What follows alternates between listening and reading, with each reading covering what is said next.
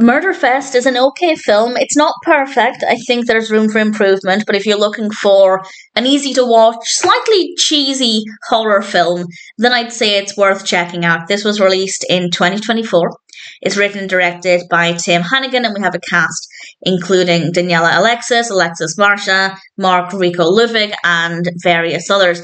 And it's about this live streaming event where it live stream killers who are competing to kill people. And obviously, that's a very dark concept. It's not going to be for everybody, but certainly the concept within the film appealed to me. And the scenes where we feel like we're looking at this being live streamed, I really like. There are quite a few times when it looks like we are watching this being broadcast, and that works very well. But when we have the camera work where we're there, where we're not watching it, but we're actually at the location, it kind of ruins it a little bit because no longer do we feel like we're watching it being streamed. It feels more like we're there, and it kind of ruins the novelty aspect because the whole live streaming aspect is a novelty, and it does make it a little different to many other films.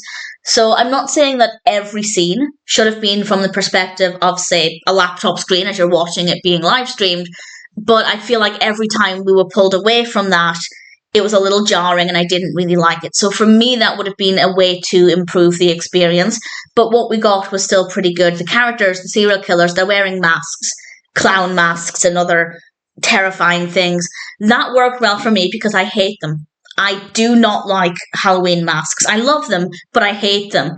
And that was just a really nice touch. It made it a little more creepy. It also made it a little bit cheesy because the masks obviously look a bit ridiculous, and it works very well with regards to the killings themselves. It's not for the faint-hearted. It's not overly gory, but it's definitely not for the faint-hearted. I actually don't know what this is rated as.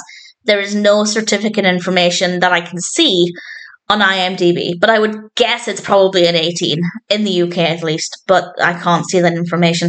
But either way, if you're looking for a horror film with a bit of a difference, it's a fun concept, a lot of it's well executed, but as I said, whenever I felt like we were being pulled away from the live stream, and were more at the actual scenes themselves, it kind of lost the novelty appeal.